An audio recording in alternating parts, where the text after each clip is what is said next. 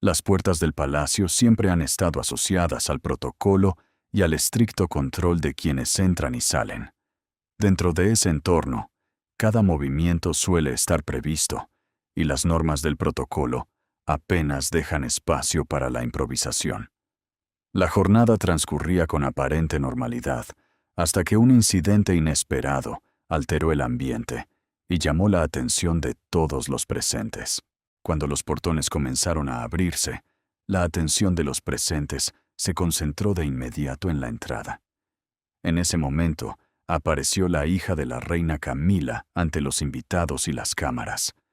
Avanzaba con paso firme y seguridad, como si diera por hecho que podría entrar sin encontrar ningún obstáculo.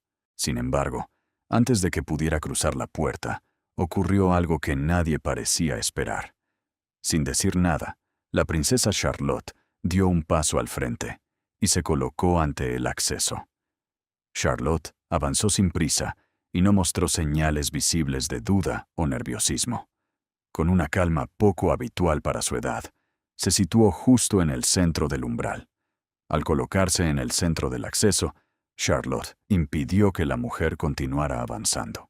Según quienes afirmaron haber presenciado la escena, el movimiento de Charlotte no pareció accidental. Su forma de permanecer en el lugar llevó a algunos testigos a pensar que el gesto había sido deliberado. Mantuvo una mirada seria que aumentó la incomodidad entre quienes presenciaban el momento.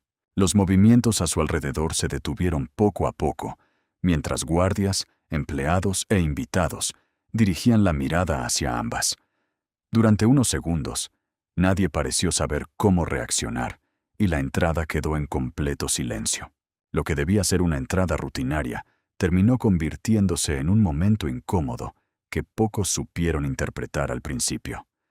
La hija de Camila se detuvo y mostró una evidente sorpresa ante lo ocurrido. Parecía sorprendida de que Charlotte se hubiera colocado delante de ella y no mostrara intención de apartarse. Su vacilación duró apenas unos segundos, aunque fue suficiente para que los presentes la notaran. Se le notó en los hombros, en el ligero cambio de peso de un pie a otro. Cambió ligeramente de postura, quizá esperando que la situación se resolviera por sí sola y todo volviera pronto a la normalidad. Sin embargo, la situación no se resolvió de inmediato. Mantuvo el rostro sereno y la mirada firme. Tampoco miró a los adultos que se encontraban cerca para pedir indicaciones. Charlotte continuó allí, incluso cuando quedó claro que estaba bloqueando el paso de una adulta. La calma con la que permanecía en el umbral sorprendió a quienes se encontraban cerca. El silencio entre ambas se extendió. A medida que pasaban los segundos, la incomodidad se hacía cada vez más evidente. Lo que en un primer momento podría haberse descartado como un simple malentendido pasajero, una casualidad sin mayor peso, empezó a interpretarse como un gesto deliberado. Aunque nadie dijo nada, la actitud de Charlotte hizo pensar que no tenía intención de moverse. Para algunos presentes, su comportamiento no parecía fruto de una distracción infantil. Para quienes la observaban, Charlotte parecía consciente de que su presencia estaba retrasando la entrada. Su silencio y su decisión de permanecer en el lugar hicieron que los presentes prestaran cada vez más atención a la escena. Varios miembros de la familia intercambiaron miradas, procurando no alterar el orden mientras intentaban comprender lo que estaba ocurriendo. Nadie parecía comprender del todo si aquello formaba parte de una simple pausa protocolaria o si estaban presenciando una situación mucho más delicada. Al principio, algunos de los presentes mostraron una leve expresión de curiosidad. Incluso hubo quienes parecían esperar que la tensión se deshiciera de un momento a otro con una sonrisa, una explicación sencilla o algún comentario capaz de devolver la normalidad al ambiente. Durante unos instantes, la escena todavía podía interpretarse como un pequeño malentendido en medio de una entrada cuidadosamente organizada. La incomodidad continuó, porque nadie intervino para aclarar lo que estaba ocurriendo. Otros asistentes permanecieron completamente inmóviles, observando en silencio y con una atención cada vez mayor. Algunos comenzaron a pensar que aquella demora podía tener un significado más delicado. Después de varios segundos, la demora empezó a llamar seriamente la atención de los presentes. No era únicamente una persona esperando para entrar, ni una puerta que todavía no se abría. Lo que más sorprendía era que nada estaba ocurriendo como se había previsto. Según la página oficial de la familia real británica, la princesa Charlotte ocupa el tercer lugar en la línea de sucesión, inmediatamente después del príncipe William y del príncipe George. Por eso, incluso un gesto aparentemente pequeño protagonizado por ella podía adquirir una dimensión simbólica mucho mayor. En los actos reales, los movimientos y las posiciones suelen organizarse con antelación, por lo que cualquier cambio puede provocar interpretaciones.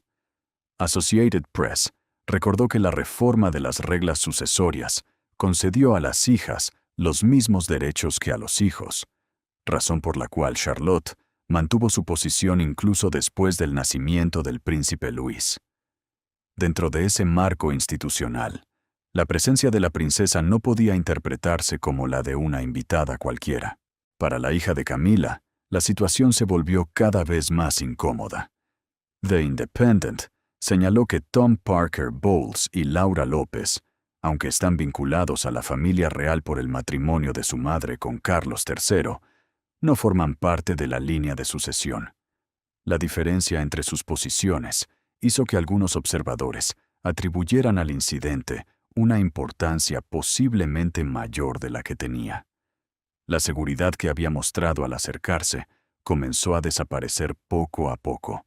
Su expresión cambió, y la confianza inicial dio paso a una evidente indecisión.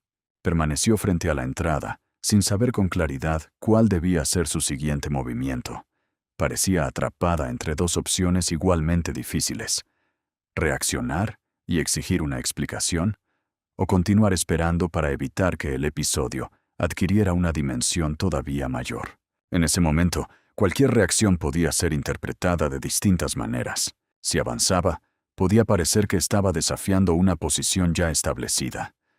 Si se retiraba, podía transmitir la impresión de haber aceptado aquella barrera silenciosa. Y si permanecía donde estaba, la tensión seguiría creciendo bajo la mirada atenta de todos los presentes. La joven princesa permaneció en el mismo lugar, sin retroceder y sin mostrar señales de nerviosismo. No hubo disculpas apresuradas, movimientos inseguros, ni gestos que indicaran que estaba dispuesta a abandonar el espacio que había ocupado. El hecho de que permaneciera inmóvil transmitía más que cualquier explicación. La falta de una explicación hizo que la incomodidad creciera entre los presentes. El silencio llevó a los presentes a prestar más atención a cada movimiento. Lo que había empezado como una entrada aparentemente rutinaria se convirtió poco a poco en un episodio cargado de significados. Por un lado, se esperaba que todo continuara según el protocolo. Por otro, Charlotte no mostraba intención de apartarse. Entre ambos puntos, el silencio hacía visible una pregunta que nadie se atrevía a formular abiertamente. La demora generó dudas sobre quién tenía autoridad para controlar el acceso en aquel momento. Associated Press describió a William y Catherine como figuras cada vez más centrales y como el nuevo rostro de la monarquía, una posición que también aumenta la atención depositada sobre sus tres hijos. Bajo esa perspectiva, el silencio de Charlotte podía adquirir ante los observadores un significado que quizá nunca tuvo la intención de expresar. Nadie explicó públicamente lo ocurrido, por lo que los presentes comenzaron a interpretar las miradas y las pausas de distintas maneras. Los presentes comenzaron a pensar que aquella demora podía tener un significado más delicado.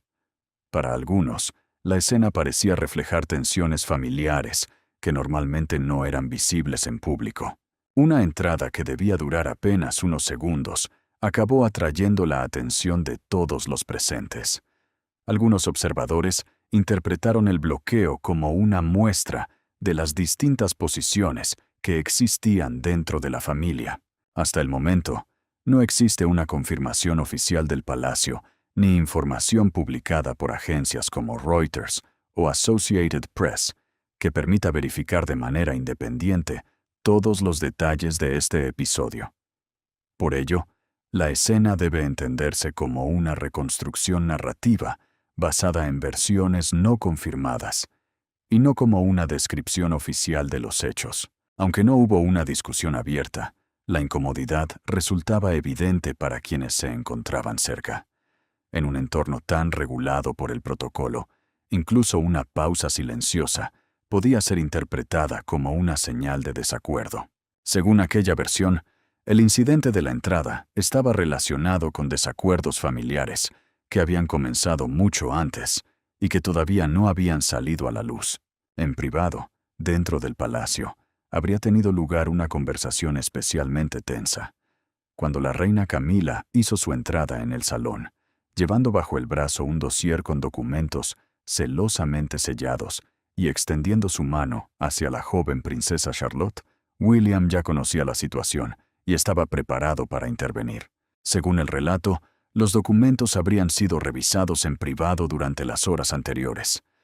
Y, lo que es más importante, William habría revisado las posibles vías legales y administrativas para evitar que se tomaran decisiones sobre su hija sin su consentimiento.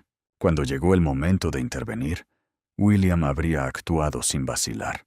William dio un paso al frente y se colocó entre Camila y Charlotte. Según la reconstrucción, William miró directamente a Camila y pronunció una frase breve que dejó clara su decisión. «Me llevaré a mi hija». Según esta versión, William habría intervenido porque no quería que se tomaran decisiones sobre Charlotte sin consultar a sus padres. La escena también recordaba el papel central que su familia tendrá en el futuro de la monarquía. En el centro de la reunión se encontraban el príncipe William, Catherine y sus 3 hijos, el príncipe George, la princesa Charlotte y el príncipe Louis. Según la lista oficial de sucesión de la Casa Real Británica, George ocupa el segundo lugar detrás de su padre, mientras que Charlotte y Louis aparecen inmediatamente después, en la tercera y cuarta posición. Aunque aquella tarde solo parecían 3 niños jugando en el jardín, cada uno de ellos ocupaba ya un lugar claramente definido dentro del futuro de la monarquía. Los 3 niños corrían cerca de los parterres, se perseguían entre los senderos y convertían cada rincón del jardín en un nuevo escenario para sus juegos. Durante aquellos minutos, las formalidades de palacio parecían haber quedado en segundo plano. No había filas de saludo, discursos preparados, ni movimientos cuidadosamente coordinados. Solo se veía a varios niños aprovechando un espacio abierto bajo la mirada de sus familiares. George, como suele ocurrir por su condición de hermano mayor, parecía asumir de manera natural la dirección de los juegos. No necesitaba levantar la voz ni imponer reglas con dureza. Bastaba una indicación, un gesto con la mano o una mirada para que los demás entendieran cuál sería la siguiente actividad. Organizaba las carreras, proponía nuevas pruebas y trataba de mantener cierto orden, incluso cuando el entusiasmo de los más pequeños amenazaba con convertir el juego en un pequeño caos. Louis, el menor de los 3, era precisamente quien más difícil hacía esa tarea. El niño corría de un lado a otro con una energía aparentemente inagotable. En algunos momentos, desaparecía detrás de los arbustos para volver a aparecer segundos después con una sonrisa enorme. En otros, cambiaba las reglas del juego sin avisar, tomaba un camino distinto al de los demás o iniciaba una nueva carrera antes de que la anterior hubiera terminado. Su comportamiento despertaba risas y alguna que otra mirada de advertencia. No se trataba de problemas importantes, sino de esas pequeñas travesuras propias de un niño entusiasmado que quiere verlo, tocarlo y descubrirlo todo al mismo tiempo. Louis parecía completamente ajeno al peso de los títulos y a la atención que suele acompañar a su familia. Su rostro mostraba una felicidad espontánea, difícil de ocultar. Cada nuevo juego parecía convertirse para él en la aventura más importante del día. Sin embargo, era Charlotte quien terminaba atrayendo buena parte de las miradas. La segunda hija de William y Catherine se movía entre sus hermanos y los demás niños con una seguridad distinta. No era tan ruidosa como Louis, ni parecía interesada en dirigir cada actividad como George. Su presencia resultaba más contenida, pero también más perceptible. Charlotte observaba con atención lo que ocurría a su alrededor. Intervenía cuando consideraba necesario hacerlo, respondía con rapidez y parecía comprender con facilidad el estado de ánimo de los demás. Si una discusión comenzaba durante el juego, encontraba la forma de reducirla. Si Louis se alejaba demasiado, era una de las primeras en advertirlo. Y si George proponía una regla que no convencía al grupo, Charlotte no dudaba en expresar su opinión. Associated Press documentó cómo George, Charlotte y Louis acompañaron a su madre durante Trooping the Colour de 2024, una de las ceremonias más visibles del calendario real británico. Aquellas apariciones habían comenzado a enseñarles que incluso los gestos más sencillos podían ser observados e interpretados por millones de personas. Su confianza no dependía de ocupar el centro del jardín, ni de recibir constantemente la atención de los adultos. Se manifestaba en pequeños gestos, una respuesta rápida, una mirada firme, o la forma en que lograba que los otros niños la escucharan. Catherine, mientras tanto, permanecía atenta a cada movimiento. Como cualquier madre en una reunión familiar, se desplazaba alrededor del grupo para comprobar que sus hijos estuvieran seguros, cómodos y felices. En ocasiones, se acercaba para decirles algo en voz baja. En otras, se limitaba a observar desde una distancia prudente, permitiendo que resolvieran por sí mismos las pequeñas diferencias que surgían durante los juegos. Su actitud parecía relajada. Lejos de las cámaras, de las multitudes y de la presión de representar a la corona, Catherine podía mostrarse simplemente como una madre que disfrutaba viendo jugar a sus hijos. No había periodistas esperando una declaración, ni fotógrafos buscando capturar cada gesto. Associated Press señaló que William y Catherine se trasladaron con sus hijos a una residencia cercana al castillo de Windsor, una decisión vinculada a su deseo de criarlos con una mayor privacidad. En un encuentro como aquel, esa protección permitía que George, Charlotte y Louis se comportaran con una libertad difícil de encontrar durante los grandes actos públicos. Tampoco se percibía la tensión característica de las grandes ceremonias. El ambiente permitía que las conversaciones fueran más informales y que los niños se comportaran con mayor naturalidad. Por momentos, Catherine sonreía al observar las ocurrencias de Louis. En otros, seguía con atención a George y Charlotte, especialmente cuando los juegos se acercaban demasiado a las flores o a alguna zona menos segura del jardín. De vez en cuando, su mirada se dirigía hacia William. El príncipe se encontraba a poca distancia, conversando con su padre, el rey Carlos III. Aunque parecía concentrado en el diálogo, no perdía de vista por completo lo que sucedía junto a los niños. En ciertos momentos, levantaba la cabeza, observaba brevemente al grupo y comprobaba que todo continuara con normalidad. Después regresaba a la conversación. El gesto era sencillo, pero reflejaba el equilibrio que William intentaba mantener durante aquella jornada. Participar en los asuntos de los adultos, sin dejar de prestar atención a su familia. Al comprobar que Catherine tenía la situación bajo control, permitía que los niños continuaran jugando sin una vigilancia excesiva. La imagen ofrecía una versión más íntima de la familia del heredero. Durante unos minutos, no parecían figuras situadas en el centro de la vida institucional británica, sino padres observando a sus hijos en una tarde tranquila. Cerca de ellos se encontraba también la reina Camila, acompañada por algunas de sus nietas, entre ellas Lola Parker Bowles y Eliza López. La presencia de Eliza en el entorno real no era completamente nueva. La Casa Real confirmó que, con solo 3 años, formó parte del cortejo infantil en la boda de William y Catherine en 2011. Por tanto, aquel mundo de ceremonias, jardines palaciegos y reuniones familiares no le resultaba totalmente desconocido. Aunque las jóvenes no pertenecen por nacimiento a la línea de sucesión, mantienen un vínculo familiar directo con la reina.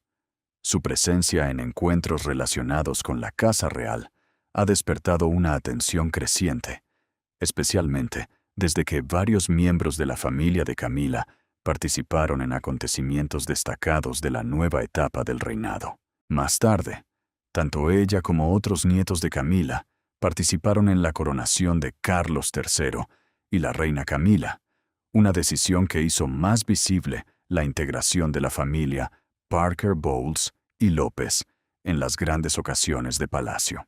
En aquella reunión, sin embargo, su presencia parecía responder menos a una función ceremonial que a una dinámica familiar. Lola y Elisa conversaban, observaban los juegos y se acercaban poco a poco a los demás jóvenes presentes. Como ocurre con cualquier persona que entra en un entorno dominado por tradiciones antiguas, las nietas de Camila parecían estar aprendiendo a moverse entre dos mundos. Por un lado, continuaban siendo miembros de una familia privada, sin títulos reales ni responsabilidades institucionales. Por otro, su cercanía con la reina la situaba inevitablemente bajo una atención pública cada vez mayor. Cada aparición podía ser examinada. Cada gesto podía provocar comentarios. Incluso una reunión aparentemente sencilla tenía la capacidad de alimentar preguntas sobre el lugar que ocupaban dentro del círculo familiar del monarca. Aún así, durante aquellas horas no parecía existir ninguna tensión visible. Los niños jugaban, los adultos conversaban, y el jardín ofrecía una imagen casi perfecta de tranquilidad. No se escuchaban discusiones, ni se percibían divisiones. La escena transmitía la impresión de una familia extensa que intentaba disfrutar de un momento privado, lejos de las obligaciones oficiales. Por un instante, todo parecía estar en equilibrio. Los futuros herederos compartían el mismo espacio con los descendientes de la reina Camila. Las diferencias de títulos, posiciones y responsabilidades quedaban aparentemente suspendidas bajo el ambiente informal de la reunión. Era una jornada serena en un jardín real, sin discursos políticos, sin decisiones institucionales y sin las rivalidades que con frecuencia ocupan los titulares. Las flores, las risas infantiles y las conversaciones discretas construían una imagen de normalidad cuidadosamente preservada. Pero en la vida de palacio, incluso los momentos más tranquilos pueden contener significados que no resultan evidentes a primera vista. Detrás de aquella armonía se encontraban dos ramas familiares con posiciones muy diferentes dentro de la monarquía. George, Charlotte y Louis representaban la continuidad directa de la corona. Reuters ha señalado que el futuro de una monarquía, cada vez más reducida, depende en gran medida de William y Catherine, una realidad que inevitablemente aumenta la atención sobre sus hijos. Lola y Elisa pertenecían al círculo privado de la reina Camila, una familia que había ido adquiriendo mayor visibilidad sin formar parte de la sucesión. Esa diferencia no tenía por qué provocar un conflicto. Sin embargo, convertía cada encuentro en una escena susceptible de ser interpretada desde el exterior. Aquella tarde, nada parecía anunciar una ruptura. Todo mostraba calma, cercanía y una convivencia sin dificultades. Los niños seguían jugando, los adultos continuaban sus conversaciones, y el jardín permanecía protegido de las presiones del mundo exterior. Al menos, esa era la impresión en la superficie, porque en una institución donde las posiciones, los gestos y las presencias poseen un significado especial, basta un pequeño cambio en el ambiente para que una reunión familiar deje de parecer completamente inocente. Sin embargo, la tranquilidad de la reunión cambió cuando surgió un incidente inesperado entre los jóvenes. Mientras los niños jugaban en el jardín, Charlotte habría recibido un comentario que la afectó profundamente. Según la reconstrucción no confirmada, el comentario habría sido pronunciado por Elisa López, una de las nietas de la reina Camila. Al principio, la interacción parecía inofensiva, disfrazada como una burla infantil sobre la manera en que Charlotte realizaba su reverencia, o un simple comentario jocoso sobre sus movimientos y su meticuloso atuendo. Según esta reconstrucción no confirmada, la conversación se volvió más incómoda cuando Eliza habría hecho un comentario hiriente sobre el lugar de la madre de Charlotte dentro de la monarquía. A partir de ese momento, el ambiente relajado del jardín cambió por completo. Charlotte, una niña que desde sus primeras apariciones públicas se ha caracterizado por su notable confianza y compostura, quedó visiblemente atónita. Su rostro palideció antes de teñirse de un rojo intenso, y antes de que los presentes pudieran intervenir o asimilar la gravedad de lo sucedido, rompió a llorar desconsoladamente. Las palabras parecieron afectarla profundamente, y Charlotte no pudo contener las lágrimas. La niña se volvió hacia Catherine y buscó consuelo en sus brazos. La escena resultó dolorosa para quienes se encontraban cerca, mostrando una faceta más personal y vulnerable de la familia. Catherine abrazó a Charlotte y trató de tranquilizarla, aunque su expresión revelaba que la situación también la había afectado. William dejó de hablar con su padre cuando vio a Charlotte junto a Catherine. William volvió la cabeza y dirigió inmediatamente la mirada hacia Catherine y Charlotte. Desde donde se encontraba, quizá no podía escuchar lo que se estaba diciendo, pero la expresión de su esposa y la postura de su hija bastaron para alertarlo. Charlotte ya no participaba en los juegos. La niña se aferraba con fuerza a Catherine, tratando de esconder el rostro contra ella. Tenía las mejillas húmedas y los ojos enrojecidos. La tranquilidad que había dominado la reunión apenas unos minutos antes parecía haberse desvanecido. William permaneció inmóvil durante un instante. Su expresión cambió con rapidez. La cordialidad que había mantenido durante la conversación con su padre dio paso a una preocupación visible. Entrecerró los ojos, observó de nuevo a Charlotte y comprendió que no se trataba de una simple caída ni de una discusión infantil sin importancia. La reacción de Charlotte indicaba que algo ocurrido durante el juego la había afectado. Reuters informó que William y Catherine han defendido activamente la privacidad de sus hijos y están decididos a proteger el tiempo que pasan juntos como una familia fuera de los compromisos oficiales. Por eso, al verla llorar, la reacción del príncipe no podía reducirse únicamente a una cuestión de protocolo. Sin esperar a que alguien lo llamara, William se disculpó brevemente con el rey y comenzó a caminar hacia su familia. Sus pasos fueron rápidos, aunque controlados. No levantó la voz ni realizó ningún gesto dramático, pero su manera de avanzar dejó claro que necesitaba saber qué había ocurrido. «¿Qué ha pasado?», preguntó al llegar. El tono era firme, marcado por la inquietud de un padre que acababa de encontrar a su hija llorando. Catherine levantó la mirada y, sin soltar a Charlotte, explicó en voz baja lo que, según aquella reconstrucción, acababa de suceder. Su relato fue breve, directo y cuidadosamente contenido. Le habría contado a William que durante el juego se había pronunciado un comentario hiriente dirigido contra Charlotte o contra su familia. No se trataba de una broma que todos hubieran comprendido de la misma manera. La niña lo había recibido como algo profundamente doloroso. William permaneció atento mientras Catherine terminaba de contarle lo ocurrido. Con cada frase, su rostro se volvió más serio. La preocupación inicial no desapareció, pero comenzó a mezclarse con una indignación difícil de ocultar. En declaraciones recogidas por Reuters, William admitió que le preocupaban las presiones, la persecución y el rechazo que sus hijos podrían afrontar debido a su posición pública.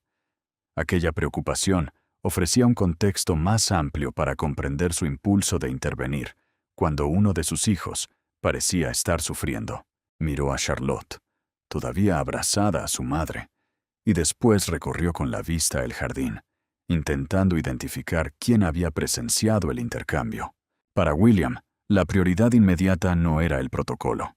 Tampoco parecía importarle que el encuentro se desarrollara dentro de una residencia real o que entre los invitados hubiera personas vinculadas directamente con la reina Camila. En aquel momento, La cuestión era mucho más sencilla y personal. Su hija estaba llorando, y él necesitaba comprender por qué. El heredero no reaccionó con gritos. No hubo una confrontación pública, ni una escena destinada a atraer todas las miradas. Por el contrario, su respuesta fue contenida, pero también inequívoca. Se inclinó brevemente hacia Charlotte, le habló en voz baja y comprobó que se encontraba bien. Después se incorporó. La expresión de William mostraba que el asunto no terminaría con unas palabras de consuelo. Desde su perspectiva, cualquier comentario que humillara deliberadamente a una niña debía ser aclarado, sin importar quién lo hubiera pronunciado ni qué relación familiar tuviera esa persona con la corona. La reunión, que hasta entonces había parecido informal, adquirió de repente un tono mucho más delicado. Algunos de los presentes dejaron de conversar. Otros observaron la escena desde cierta distancia, procurando no intervenir. Las risas de los niños disminuyeron y varios miembros del personal comenzaron a intercambiar miradas, conscientes de que serían llamados para explicar lo ocurrido. William se dirigió directamente hacia ellos. «Necesito saber exactamente qué ha pasado aquí», dijo. No formuló la pregunta como una acusación definitiva. Quería reconstruir los hechos antes de tomar una decisión. Preguntó quién estaba cerca, quién había escuchado la conversación y en qué momento Charlotte había comenzado a llorar. Los empleados parecían incómodos. Era una situación especialmente difícil porque implicaba a menores y a dos ramas de una familia unida por vínculos personales, pero separada por posiciones institucionales muy distintas. Cualquier respuesta debía ser precisa. Una palabra equivocada podía agravar todavía más el conflicto. Los miembros del personal comenzaron a relatar lo que afirmaban haber presenciado. Explicaron dónde se encontraban los niños, cómo había empezado la conversación y qué palabras se habrían utilizado. Según esta versión no confirmada, el comentario atribuido a Eliza había resultado particularmente doloroso para Charlotte. No pidió que se exagerara lo ocurrido, ni permitió que la conversación se transformara en una condena pública contra otra joven. Sin embargo, tampoco aceptó que el episodio se redujera inmediatamente a una simple travesura. Lo que más parecía preocuparle era la intención y el efecto de aquellas palabras. Una frase pronunciada durante un juego podía ser impulsiva. También podía haber sido malinterpretada. Pero cuando esa frase terminaba dejando a una niña entre lágrimas, los adultos tenían la obligación de intervenir, investigar y establecer límites. Para William, aquello ya no era un simple desacuerdo entre jóvenes, sino una situación que había herido profundamente a Charlotte. El príncipe conocía bien el peso que pueden adquirir las palabras dentro de una familia sometida constantemente al escrutinio público. También sabía que las rivalidades, los comentarios personales y las comparaciones entre distintas ramas familiares podían crecer con rapidez si nadie intervenía a tiempo. Por eso pidió que el asunto se tratara de forma privada y ordenada. En lugar de iniciar una discusión en mitad del jardín, habría solicitado la presencia de varios responsables del personal y de los adultos, directamente relacionados con los jóvenes. La intención era separar los hechos de las interpretaciones y evitar que la tensión siguiera creciendo delante de todos. La reunión se organizó con rapidez. En una sala apartada, William habría pedido una explicación completa de lo sucedido. Los empleados repitieron su versión y aclararon qué habían escuchado directamente y qué información procedía de otras personas. El ambiente era tenso. William permaneció serio durante toda la conversación. No estaba dispuesto a ignorar el sufrimiento de Charlotte, pero tampoco podía convertir una acusación sin verificar en una sentencia inmediata. La responsabilidad exigía escuchar a todas las partes, especialmente porque se estaba hablando de personas jóvenes. Aún así, su posición habría sido muy clara. Nadie debía recibir un trato preferente por ser familiar de la reina. Reuters confirmó que varios nietos de Camila recibieron funciones visibles durante la coronación de Carlos III, aunque aquello no los convirtió en miembros oficiales de la Casa Real, ni les concedió títulos. Su proximidad familiar podía abrirles algunas puertas ceremoniales, pero no los situaba por encima de las normas aplicadas a los demás invitados. Los vínculos personales con Camila no podían situar a ninguna persona por encima de las normas básicas de convivencia, respeto y dignidad. La cercanía familiar con el monarca no debía justificar un trato diferente ante un conflicto de ese tipo. Del mismo modo, la posición de Charlotte en la línea de sucesión tampoco significaba que todo desacuerdo con ella debiera tratarse como una ofensa institucional. La página oficial de la familia real sitúa actualmente a Charlotte en el tercer lugar de la línea de sucesión, después de su padre y de su hermano George. Sin embargo, dentro de aquella conversación, la cuestión fundamental no era su rango, sino el derecho de cualquier niña a ser tratada con respeto. El centro del problema no era el rango de las dos jóvenes, sino el daño que las palabras podían causar y la responsabilidad de impedir que se repitiera. William habría insistido en ese punto. No quería que la situación se presentara como una batalla entre los hijos del príncipe de Gales y los nietos de la reina Camila. Convertir un conflicto personal en una lucha entre dos ramas familiares habría sido desproporcionado y potencialmente perjudicial para todos. Sin embargo, también consideraba necesario establecer una frontera. Según esta reconstrucción, William pidió que cualquier futura invitación de Eliza a reuniones privadas en las que estuvieran presentes sus hijos fuera revisada cuidadosamente hasta que el asunto quedara aclarado. No se trataba de una expulsión pública ni de una sanción oficial de la corona, sino de una medida familiar destinada a evitar nuevos enfrentamientos. La diferencia era importante.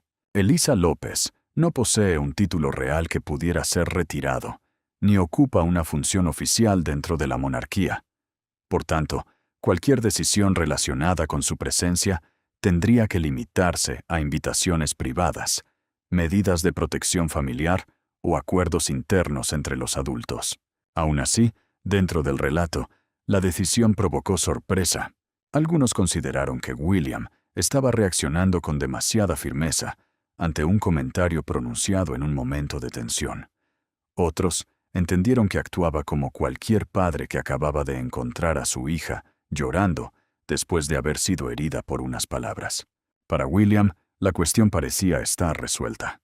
La protección de Charlotte no podía depender del apellido de la persona que la hubiera lastimado.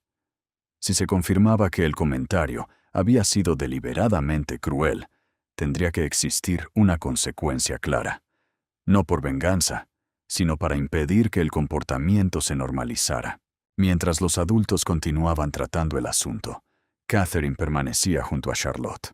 La princesa de Gales hablaba con ella en voz baja, intentando devolverle la tranquilidad.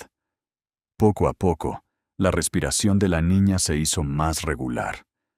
Las lágrimas comenzaron a detenerse, aunque todavía evitaba mirar hacia el lugar donde se había producido el incidente. Catherine no intentó obligarla a regresar inmediatamente al juego. Catherine permitió que Charlotte se calmara antes de pedirle que regresara con los demás niños. Ese gesto parecía responder a una idea sencilla. Antes de pensar en la imagen pública, en la continuidad de la reunión o en las posibles consecuencias familiares, era necesario atender a la niña que acababa de resultar herida. William regresó poco después. Su rostro seguía mostrando tensión, pero su voz cambió al acercarse a Charlotte. Se agachó para hablar con ella a la misma altura y trató de explicarle que no había hecho nada malo al expresar que unas palabras le habían causado dolor. La escena no necesitó grandes discursos. Un padre preocupado, una madre consolando y una niña tratando de recuperar la calma bastaban para revelar la dimensión humana del momento. En la superficie, se trataba de un conflicto surgido durante una reunión familiar. Sin embargo, dentro del entorno real, cualquier tensión podía adquirir rápidamente un significado mucho mayor. La identidad de los adultos, la posición de los niños y la compleja relación entre las distintas ramas familiares convertían un comentario hiriente en un episodio susceptible de alimentar titulares, rumores y enfrentamientos. Precisamente por eso, la prudencia era esencial. Sin una confirmación independiente, no podía afirmarse que William hubiera prohibido oficialmente la presencia de Eliza en actos reales, ni que hubiera ordenado una sanción institucional. Tampoco podía presentarse como un hecho probado que la joven hubiera dirigido deliberadamente un ataque contra Charlotte. Hasta el momento, ninguna comunicación oficial del palacio ni información de Reuters o Associated Press ha confirmado que Eliza insultara a Charlotte, que William convocara una reunión de emergencia o que se impusiera una prohibición formal. Por ello, estos detalles deben presentarse como parte de una reconstrucción narrativa no verificada. Lo que sí permanecía en el centro de la reconstrucción era la reacción de un padre. William había visto a su hija llorar. Había detenido lo que estaba haciendo y había exigido saber qué había ocurrido. Después, habría pedido límites claros para protegerla y evitar que una situación semejante volviera a repetirse. El jardín nunca recuperó por completo la ligereza de los minutos anteriores. Los niños continuaron jugando, aunque con menos entusiasmo. Los adultos retomaron lentamente sus conversaciones, y el personal intentó restaurar la normalidad. Sin embargo, una sensación de incomodidad seguía suspendida sobre el encuentro. La tarde que había comenzado como una imagen de armonía familiar terminó dejando una pregunta difícil. ¿Hasta dónde debe llegar la protección de un padre cuando las heridas de sus hijos se mezclan con las relaciones, las jerarquías y los silencios de una institución como la monarquía? Para William, al menos en esta reconstrucción narrativa, la respuesta parecía clara. Ningún vínculo familiar, ningún privilegio social y ninguna cercanía con la corona podían estar por encima del respeto debido a su hija. Según la narración, el incidente del jardín habría agravado un desacuerdo previo y lo habría convertido en una confrontación más personal. La escena se desarrolló bajo el más absoluto de los secretos. No había ayudantes de cámara presentes. Ningún secretario privado se sentaba cerca para suavizar el tono o registrar las declaraciones. La reina Camila entró en la sala portando los documentos de los fondos fiduciarios modificados. William, por su parte, aguardaba de pie junto a una mesa donde el expediente de presentación oficial de la princesa Charlotte ya descansaba abierto ante él. Durante años, William y Camila habrían mantenido una relación formal y algo distante. Las ceremonias y la presencia de asistentes ayudaban a mantener sus encuentros dentro de los límites del protocolo. En aquella reunión privada, ambos tuvieron que abordar directamente una decisión que llevaba tiempo pendiente. Camila colocó los documentos alterados sobre la mesa, manteniendo una mano firme sobre ellos. Su nombre había sido borrado sistemáticamente de cada página, de cada línea que tuviera relación con el patronato de los fondos, las directrices ceremoniales y la estructura del Consejo de Asesores Personales de Charlotte. Cualquier disposición oficial que determinara quién guiaría a la joven princesa en sus futuros deberes reales había sido tajantemente tachada. Mirando fijamente a William, la reina formuló una pregunta que dejó al descubierto hasta qué punto la exclusión había herido su orgullo. ¿Se planeó en algún momento informarme de esto? William cerró el expediente con calma antes de responder. Se planeó que usted respetara los límites, replicó con frialdad. Según la versión difundida, Camila esperaba encontrar resistencia, aunque no una respuesta tan directa por parte de William. Camila argumentó vehementemente que sus décadas de servicio a la corona le otorgaban el derecho legítimo de ayudar a preparar a la próxima generación de la realeza. Sostuvo que una exclusión tan radical socavaba la autoridad de la reina consorte, un título otorgado a la esposa del soberano como máxima compañera y socia en la vida monárquica. William mantuvo su posición y no dio señales de querer cambiarla. William habría insistido en que ninguna decisión sobre Charlotte debía tomarse sin consultar antes a sus padres. Ante la insistencia de Camila en que su única intención era proteger a la princesa, William se inclinó hacia adelante, sentenciando: La protección comienza por pedir permiso a sus padres. Después de aquella respuesta, se produjo un silencio prolongado, según las versiones que rodean el relato. Camila respondió mencionando una conversación privada que, según ella, había mantenido con el rey Carlos. Confesó que el propio rey Carlos III le había sugerido en privado que proporcionara una línea de continuidad para George y Charlotte en caso de que la monarquía entrara en un periodo de inestabilidad. Para ella, esa seguridad verbal del monarca constituía la base legal y moral del papel de mentora que reclamaba. William reaccionó de inmediato y pidió una aclaración. Exigió saber si el rey había aprobado formalmente esa propuesta de fideicomiso. Camila se negó a responder de forma directa. Después de la conversación, William habría solicitado una revisión urgente de los documentos relacionados con los fondos, auditar y revisar cada directiva de Palacio que llevara la firma de Camila o la aprobación informal de Carlos. La situación se volvió más compleja cuando Camila mencionó una conversación privada con Carlos que ella interpretaba como una autorización. A partir de ese momento, solo el rey podría aclarar hasta dónde pretendía que llegara el alcance de aquella palabra empeñada en las sombras. El control que William habría asumido sobre la propiedad no dependía únicamente de su nuevo lugar dentro de la monarquía. Según la versión que comenzó a circular alrededor del llamado Cedar Estate, la transferencia dependía de una estructura jurídica creada años antes. La primera clave estaba en la naturaleza de la propiedad. El Cedar Estate, de acuerdo con este relato no confirmado, no formaba parte de The Crown Estate. The Crown Estate ha explicado que sus activos no constituyen la propiedad privada del rey y que el monarca no participa personalmente en su administración ni puede venderlos libremente. Por tanto, una propiedad privada atribuida a Isabel II tendría que encontrarse bajo una estructura jurídica completamente distinta. Tampoco estaba integrado en el Ducado de Cornualles.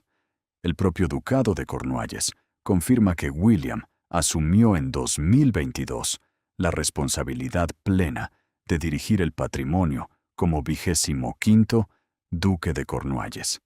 Sin embargo, esa transferencia oficialmente documentada no demuestra la existencia de un segundo patrimonio secreto. El Ducado de Cornualles funciona bajo una estructura diferente. Tras la subida al trono de Carlos III en septiembre de 2022, William se convirtió en el 25º Duque de Cornualles y asumió la responsabilidad completa sobre la dirección del patrimonio. Esa transferencia está documentada públicamente por el propio ducado y por la Casa Real. Pero el Cedar Estate, según la narración, quedaba fuera de ambos sistemas. No pertenecía a la corona como institución y tampoco seguía las reglas automáticas del Ducado de Cornualles. Habría sido tratado como una propiedad privada, protegida mediante un instrumento independiente, creado expresamente para controlar quién podría administrarla y en qué momento. Ese instrumento era denominado Covenant Trust. La supuesta estructura habría sido establecida en 2020, cuando la reina Isabel II todavía desempeñaba plenamente sus funciones como soberana. Su objetivo no habría sido entregar la propiedad de forma inmediata, sino mantenerla en una especie de suspensión legal hasta que se produjera una combinación muy precisa de acontecimientos. Según el relato, el documento se conservaba bajo una referencia identificada como Sello de Carta 0142. También se afirmaba que había sido presenciado por 3 figuras: un abogado privado de la reina, un asesor especializado en asuntos constitucionales y un notario vinculado a los archivos reales. Sin embargo, ninguno de esos detalles aparece respaldado hasta ahora por documentos accesibles de la Casa Real, registros públicos o informaciones de agencias como Reuters y Associated Press. Por ello, deben entenderse como elementos de una reconstrucción narrativa y no como hechos legalmente demostrados. El fideicomiso habría incluido una cláusula de activación diferida. Mientras esa cláusula permaneciera inactiva, ningún beneficiario podría ejercer un control completo sobre la propiedad. Los administradores solo tendrían capacidad para conservar los terrenos, mantener los edificios y proteger los documentos relacionados con el patrimonio. Tampoco podrían modificar su finalidad, dividir sus activos o entregar la administración a otra rama de la familia. Todo quedaría congelado hasta que se cumplieran dos condiciones. La primera era el final del periodo de duelo asociado a la muerte de Isabel II. La segunda era el reconocimiento público de William como heredero aparente. La Casa Real identifica oficialmente al príncipe de Gales como heredero al trono, una posición que William asumió después de la muerte de Isabel II y la llegada de Carlos III al trono. Esa parte del contexto histórico está documentada, aunque la supuesta relación con el Covenant Trust sigue sin estar verificada. El fallecimiento de la reina desencadenó una transformación inmediata dentro de la familia real. Carlos se convirtió en rey y William heredó el título de duque de Cornualles. Poco después, el nuevo monarca lo nombró príncipe de Gales, consolidando públicamente su posición como heredero. De acuerdo con la supuesta cláusula del Covenant Trust, aquellos acontecimientos habrían completado la segunda condición. La primera habría quedado satisfecha cuando terminó el periodo de duelo establecido después del funeral de la reina. No habría sido necesaria una nueva firma, tampoco una votación familiar, la aprobación del gobierno o una negociación con los responsables de The Crown Estate. La transferencia habría sido diseñada para entrar en vigor de forma automática en el momento exacto en que las dos condiciones coincidieran. La decisión no habría sido tomada por William después de la muerte de su abuela. Según la narración, ya había sido adoptada por Isabel II en 2020.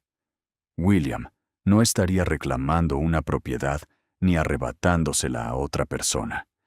Simplemente se estaría activando una instrucción preparada con anterioridad. Una decisión tomada en el presente podría ser discutida, retrasada o sometida a presiones. Una disposición privada firmada años antes y vinculada a condiciones objetivas sería mucho más difícil de alterar una vez activada. El momento decisivo habría llegado con la lectura de una breve declaración.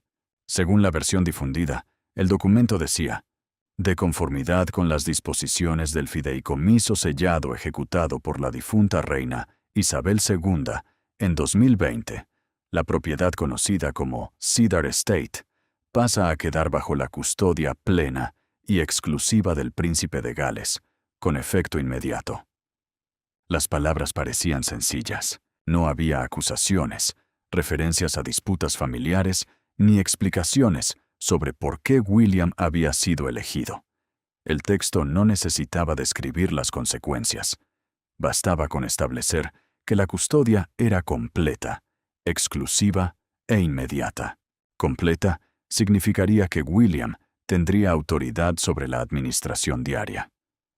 Las normas generales sobre fideicomisos también indican que el control de los administradores está limitado por las obligaciones legales y por las condiciones establecidas en el documento constitutivo.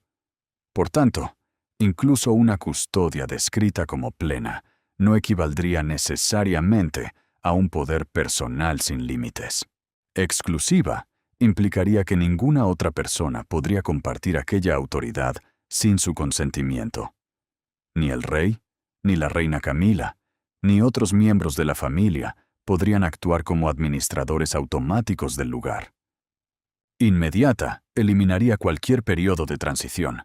No existirían semanas de negociación ni meses de espera. Desde el momento de la activación, todas las decisiones relevantes tendrían que pasar por el príncipe de Gales o por las personas autorizadas directamente por él. No necesariamente porque el derecho británico impidiera cualquier impugnación, sino porque cuestionar la transferencia exigiría atacar la voluntad privada atribuida a la difunta reina. Una acción semejante podría provocar un conflicto legal, familiar e institucional de dimensiones considerables. ¿Por qué Isabel II habría separado deliberadamente el Cedar Estate, tanto de The Crown Estate como del Ducado de Cornualles? ¿Por qué habría creado un mecanismo especial en 2020? ¿Qué contenía la propiedad para justificar una estructura tan reservada? ¿Y por qué la custodia debía pasar exclusivamente a William? El supuesto comunicado no ofrecía respuestas, solo establecía el resultado. A partir de ese instante, William habría tenido la capacidad de decidir quién podía entrar en la propiedad, quién tendría acceso a sus archivos y qué miembros de la familia podrían utilizar sus instalaciones. También habría podido revisar acuerdos anteriores y retirar permisos concedidos de manera informal. Sin embargo, incluso dentro de esta reconstrucción, su autoridad no sería absoluta en el sentido jurídico más amplio. Un administrador o beneficiario de un fideicomiso continúa sometido a las condiciones del documento que lo creó y a la legislación aplicable. No puede actuar libremente contra la finalidad establecida por quien constituyó el trust. Por tanto, el poder de William dependería del contenido real de un documento que, hasta ahora, no ha sido publicado. La falta de documentación pública hizo que aumentaran las dudas sobre la veracidad del relato. Cuanto menos se conocía sobre la supuesta propiedad, más extraordinarias parecían sus disposiciones. La ausencia de registros visibles podía interpretarse como prueba de una operación cuidadosamente protegida, aunque también podía indicar algo mucho más sencillo, que la historia no había sido verificada. No existe, hasta la fecha, una confirmación pública de la Casa Real sobre una propiedad denominada Cedar Estate. Tampoco se ha localizado una declaración oficial que anuncie su transferencia a William mediante un Covenant Trust. Por esa razón, cualquier relato sobre su origen, sus testigos o sus cláusulas debe presentarse con cautela. Lo comprobable es que William se convirtió en príncipe de Gales y asumió la dirección del ducado de Cornualles después de la subida al trono de Carlos III. Lo no comprobado es la existencia de una segunda propiedad secreta transferida mediante un fideicomiso creado por Isabel II.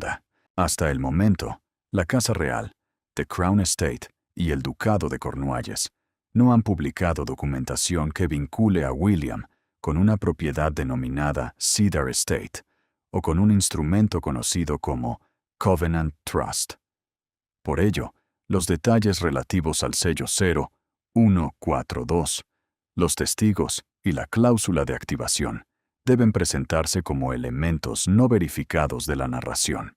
A pesar de la falta de pruebas públicas, el relato presentaba la supuesta transferencia como un momento decisivo. Un documento breve habría cambiado la custodia de una propiedad entera. Una cláusula escrita años antes habría esperado en silencio hasta que la historia cumpliera sus condiciones. Y cuando finalmente llegó el momento, William no habría necesitado solicitar autorización a nadie. Dentro de esta versión, quedaba una pregunta central. ¿Por qué Isabel II habría considerado necesario establecer una protección jurídica tan estricta? Durante sus 7 décadas de reinado, Isabel II fue conocida por su prudencia y por evitar las confrontaciones públicas. Su forma habitual de actuar favorecía la discreción, la paciencia y las soluciones alejadas del escándalo público. Ella no era una mujer que construyera barricadas legales inexpugnables para resolver disputas ordinarias. Según el relato, las medidas legales habrían respondido a su preocupación por posibles disputas futuras dentro de la familia. La respuesta a por qué la monarca orquestó esta red de seguridad resulta profundamente incómoda e incluso devastadora para aquellos que la empujaron a tomar medidas tan drásticas. La narración sostiene que, durante sus últimos años, Isabel II habría advertido riesgos para la conservación de aquel patrimonio. No hubo confrontaciones a gritos en los salones, ni escándalos filtrados a la prensa.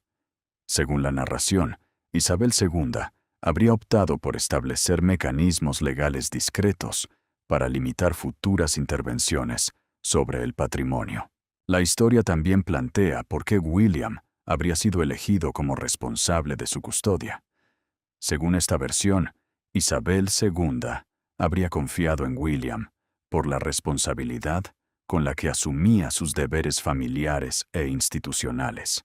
La elección de Charlotte se explicaba, dentro del relato, por las cualidades de disciplina, prudencia y responsabilidad que Isabel II habría creído observar en ella.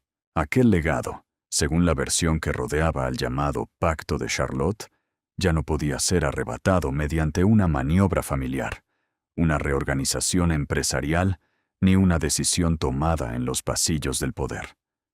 Si la estructura jurídica había sido diseñada realmente como sostenían quienes conocían el relato, su activación había cerrado todas las puertas que durante años permanecieron abiertas a la presión, la negociación o la interferencia.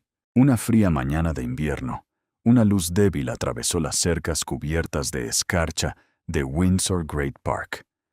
El paisaje parecía inmóvil. Los caminos estaban casi vacíos. Los árboles permanecían desnudos y una fina neblina se extendía sobre los terrenos. Nada en aquella escena anunciaba una transformación histórica.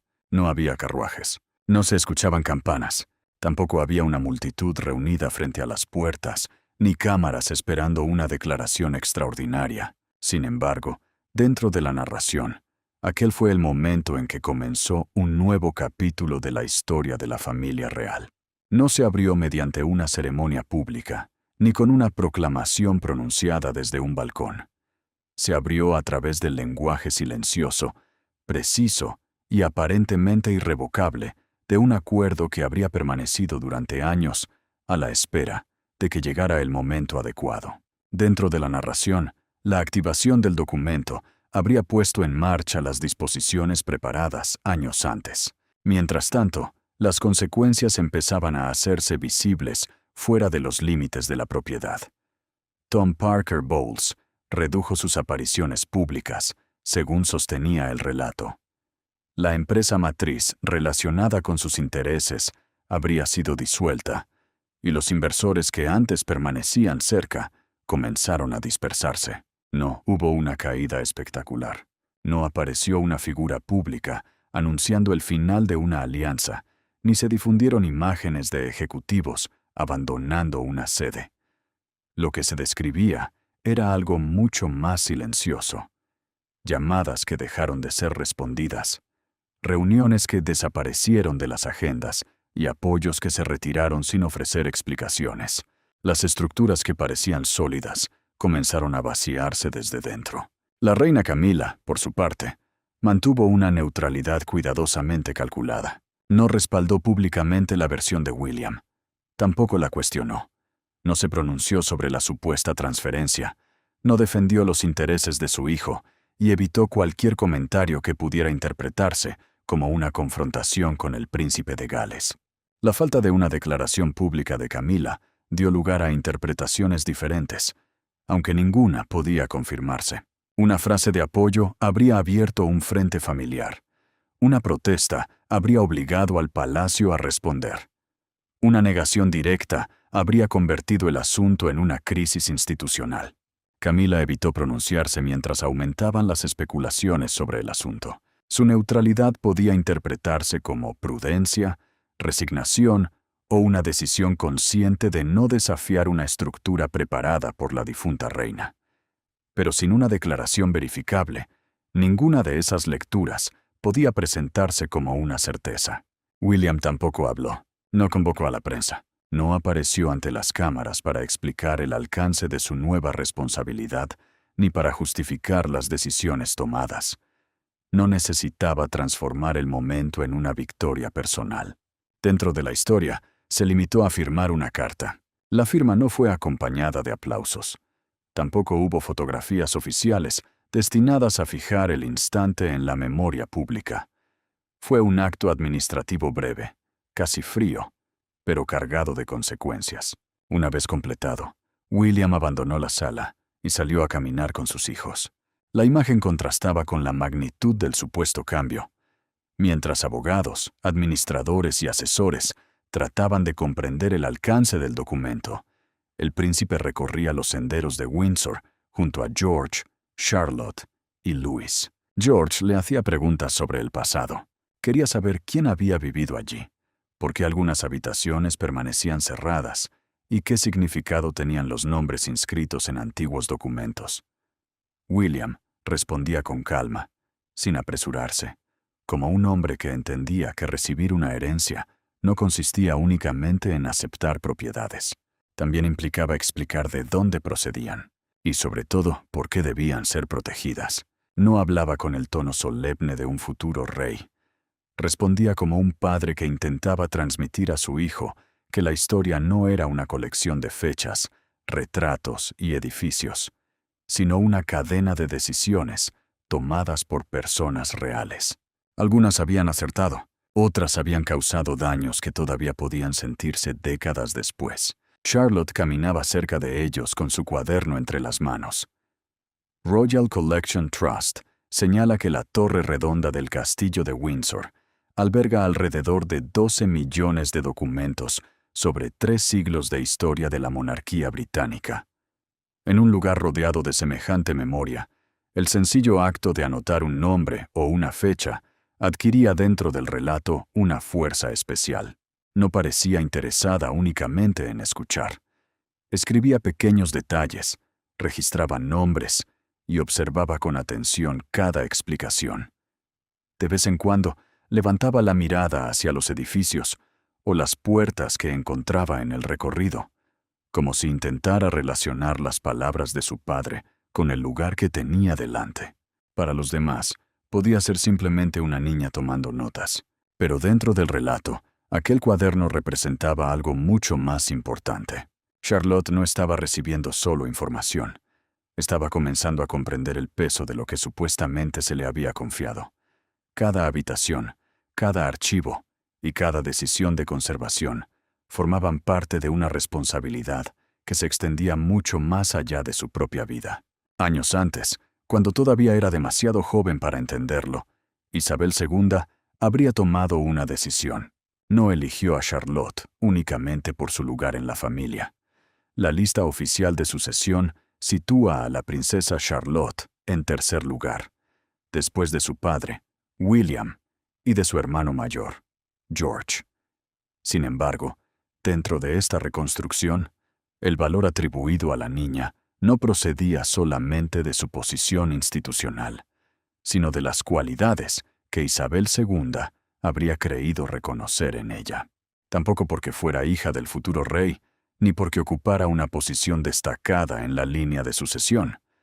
La narración sostenía que la reina había observado algo diferente en ella, una combinación de disciplina, curiosidad, prudencia y firmeza, características que no siempre resultan visibles durante una ceremonia. Se revelan en los momentos pequeños, en la manera de escuchar cuando nadie exige atención, en el cuidado con el que una persona trata un objeto antiguo, en la decisión de detenerse para reparar algo dañado cuando ninguna cámara está presente para registrar el gesto. Isabel II habría construido una fortaleza jurídica, una estructura formada por cláusulas, condiciones, testigos y mecanismos de activación. Un sistema diseñado para resistir presiones y mantener el legado fuera del alcance de quienes pudieran utilizarlo para obtener influencia o beneficios personales. Pero, en realidad, lo más importante que habría construido no podía contenerse por completo dentro de ningún documento. Era una idea de continuidad. En su histórico discurso de 1947, la entonces princesa Isabel prometió: «Toda mi vida, sea larga o corta, estará dedicada a vuestro servicio». Esa promesa ayuda a comprender por qué su legado suele asociarse menos con la posesión que con la responsabilidad. Una forma de entender la herencia no como un privilegio, sino como una obligación. El derecho a conservar algo llevaba unido el deber de impedir que desapareciera, se degradara o fuera convertido en una herramienta de ambición. Ninguna cláusula podía garantizar por sí sola esa clase de compromiso. Hacía falta la disposición de entrar en silencio en una sala olvidada y ocuparse de lo que otros habían dejado deteriorarse. Hacía falta proteger antes que explotar, conservar antes que exhibir y preguntar antes de decidir. También era necesario aceptar que algunas tareas importantes nunca reciben reconocimiento público. Ese era, dentro de la historia, el verdadero legado que Isabel II pretendía preservar. Todavía era joven.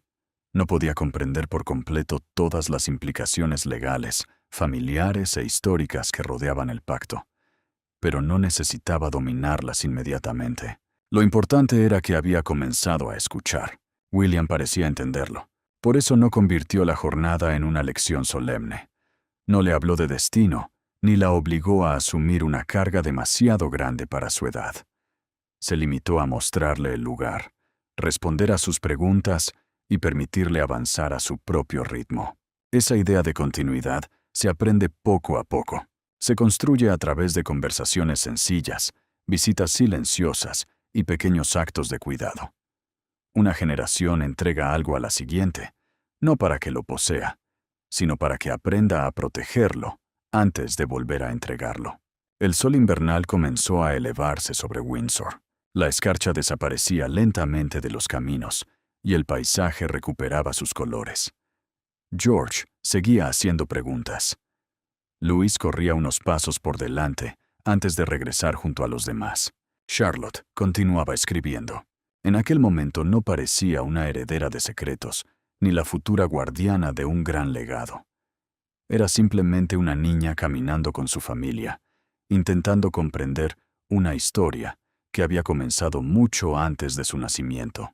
Pero, según la lógica del relato, Isabel II había previsto precisamente esa escena. La escena final mostraba simplemente a Charlotte caminando con su familia y anotando las explicaciones de su padre en un cuaderno. La reina habría sabido que las herencias más valiosas nunca se miden únicamente en acres, propiedades o cuentas bancarias. Y sobre todo, se miden en la fidelidad a una promesa cuando ya no queda nadie para exigir que se cumpla. Charlotte poseía ahora esa promesa. Según la visión atribuida a Isabel II, Charlotte habría demostrado cualidades como la atención, la disciplina y una comprensión silenciosa del deber. Las medidas legales podían proteger el patrimonio, pero su conservación también dependería de la responsabilidad de quienes lo administraran. Hasta el momento, no existe una confirmación pública de la Casa Real, Royal Collection Trust, o agencias como Reuters sobre el Cedar Estate, el llamado Pacto de Charlotte. Por ello, esos elementos deben entenderse como parte de una reconstrucción narrativa no verificada. El relato concluía presentando a Charlotte como una posible continuadora de aquella responsabilidad, pues el valor del pacto no dependería solo de sus cláusulas, sino también de quienes debían conservar el patrimonio. El verdadero valor de una herencia no consiste únicamente en poseerla, sino también en demostrar que se es digno de conservarla. ¿Estás de acuerdo con mi análisis? Deja tus comentarios abajo y no olvides darle me gusta y compartir mi canal, y compartir mi canal, y compartir mi canal, y compartir mi canal, y compartir mi canal, y compartir